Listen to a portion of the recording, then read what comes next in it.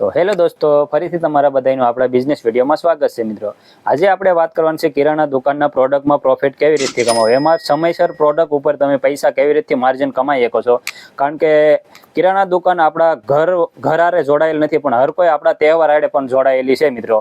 તો કિરાણા દુકાન આપણા તહેવાર આડે જોડાયેલી છે, એટલા માટે હર કોઈ તહેવારમાં અલગ અલગ પ્રોડક્ટ વેચાતું હોય છે મિત્રો. તો હર કોઈ પ્રોડક્ટ સમયસર તમારે ભરવું જરૂરી છે મિત્રો. તો કારણ કે ઉત્તરાયણ આવે છે એની વિશે આપણે આજ વાત કરવાની છે. તો ઉત્તરાયણમાં કયા કયા પ્રોડક્ટ ભરવા, કયા પ્રોડક્ટ આપણે કઈ તારીખે કારણ કે 14 તારીખે આપણે ઉત્તરાયણ આવે છે, તો કઈ સમયસર આપણે કઈ તારીખ પહેલા આપણે પ્રોડક્ટ બધા ભરી લેવા જરૂરી છે, એની ઉપર આજે આપણે વાત કરવાના છીએ. તો વિડીયોમાં બનાવી રહેજો, વિડીયો પૂરેપૂરો જોઈજો તો તમને પૂરી માહિતી મળશે. અને જો ચેનલમાં નવા હોય તો ચેનલ સાથે જોડાઈ જજો મિત્રો. તો વિડીયોમાં આગળ વધીએ. તો કારણ કે મિત્રો થાય છે એવું, જો જેને શોપ પહેલેથી એને તો ખબર જ હોય છે મિત્રો, કારણ કે તહેવારમાં કયા માલ ભરવા, કયો પ્રોડક્ટ ભરવા. આ મિત્રો વિડીયો એની માટે રહેવાનો છે, કારણ કે જે નવી શોપ કરી છે મિત્રો એને ખબર ન હોય કે કયા તહેવારમાં આપણે કયો પ્રોડક્ટ ભરવું જરૂરી છે મિત્રો. તો એની માટે આ વિડીયો ખાસ છે, તો એ વિડીયો ખાસ જોઈજો. કારણ કે મિત્રો 5 થી 7 દિવસમાં ઉત્તરાયણ આવે છે મિત્રો, એટલા માટે જેમ નજીક આવે એમ તમારે માલ નહીં ભરવાનો. કારણ કે મિત્રો ઉત્તરાયણને 10 દિવસની વાર હોય એ પહેલાં તમારે હર કોઈ પ્રોડક્ટ ભરી લેવાના. કારણ કે મિત્રો નકર થાય છે એવું, કારણ કે 5 દિવસ અગાઉ હોય ને તો કસ્ટમર પછી એના માલ લેવા કે પ્રોડક્ટ લેવા આવવા મળે છે આપણી શોપ ઉપર. પછી આપણી શોપ ઉપર માલ હોતો નથી અને કસ્ટમર માંગે એને પછી આપણે એમ કે કાલ લઈ જાય, તો એ કસ્ટમર આપણી વાટે નથી રહેતો, એ પછી બીજી શોપ ઉપરથી રહી છે, લેવા મળે છે.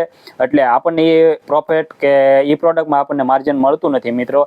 એટલા માટે મને એવું લાગે છે કે અગાઉ 10 દિવસ પહેલા તમારે લિસ્ટ બનાવી લેવાની કે આ પ્રોડક્ટની આપણે ખાસ જરૂર છે, ઉત્તરાયણમાં આ પ્રોડક્ટની માંગ થવાની છે, તો અગાઉ તૈયારી કરી લેવાની મિત્રો. તો હું તમને પ્રોડક્ટ આગળ બધા મેં લખેલા છે એ હું તમને કહીશ. તો મિત્રો જે કોઈ હોય એને પેન ડાયરીથી લઈને તો અગાઉ બુકમાં લખી લેજો, એટલે તમારે માલ ભરવામાં સરળ અને સારું રહેશે મિત્રો. તો મિત્રો હું તમને જણાવું ઉત્તરાયણમાં કયા કયા પ્રોડક્ટ આપણે ખાસ ભરવા જરૂરી છે. તો જે મેં ફોન દ્વારા નોટપેડમાં લખેલા છે મિત્રો, હું તમને જણાવું. જે તમે જો નવી શોપ હોય તો એ લખી લેજો મિત્રો. તો પહેલા પ્રોડક્ટની વાત કરું તો મમરા ખાસ ભરવા જરૂરી છે, કારણ કે મમરાનો ઉપયોગ ઉત્તરાયણમાં વધારે થતો હોય છે. તો મમરા એમાં 500 ગ્રામ આવે છે, 400 ગ્રામ આવે છે, અલગ અલગ વેરાયટીમાં આવે છે મિત્રો. તો મમરા ભરવા ખાસ જરૂરી છે. બીજા પ્રોડક્ટની વાત કરું તો પૌવા રહેવાના છે, કારણ કે પૌવા પણ જોવે છે. પૌવા કારણ કે સેવડો બનાવવામાં જે મટીરિયલ છે એનું હું નામ આપું એ પણ તમે લખી લેજો. જેમાં વાત કરીએ તો પૌવા રહેવાના છે, તળેલી ચણાની દાળ રહેવાની છે, પછી વટાણા રહેવાના છે, પછી છમછમ મમરી રહેવાની છે. એમાં અલગ અલગ વેરાયટી એબીસીડી આવે છે, રમકડા આવે છે, વાટકી આવે છે.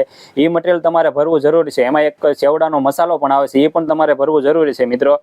અને સેવ છે, છવાણું છે, એવા પ્રોડક્ટ તમારે ખાસ ભરવા.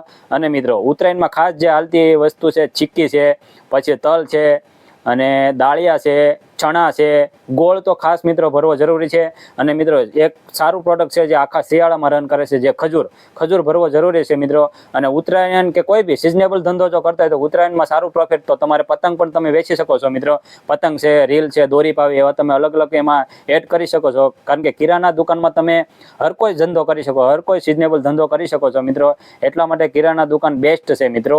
જે આ મેં તમને પ્રોડક્ટ મિત્રો જણાવ્યા છે એ તમે તમારી લિસ્ટમાં અને અગાઉ તમારા વેપારી કે તમારી પડખેની જે માર્કેટ હોય એની પાસેથી મંગાવી લેજો. એટલે કસ્ટમર આવે એટલે તમે સીધું એને આપી શકો, તો એ પ્રોડક્ટમાં તમે માર્જિન અને પ્રોફિટ કમાઈ શકો છો મિત્રો. કારણ કે જો માલ હશે તો તમારો તહેવાર પણ સારો જશે અને તમે તહેવારમાં પ્રોફિટ સારું કમાઈ શકો છો મિત્રો. એટલા માટે તમે જો આપણી ચેનલમાં નવા હોય તો ચેનલ સાથે જોડાઈ જજો, ચેનલમાં સબસ્ક્રાઈબ કરી દેજો, લાઇક કરજો. અને જો આપણા વિડીયો ગમતા હોય તો મિત્રો કમેન્ટ કરજો, એટલે હું તમને કોઈ બી પ્રોબ્લેમ હશે તમારી શોપ વિશે એનું સોલ્યુશન મિત્રો આપવા કોશિશ કરી. તો તમને ફરી મળું એક નવા વિડીયોમાં. જય શ્રી રામ, જય હિન્દ.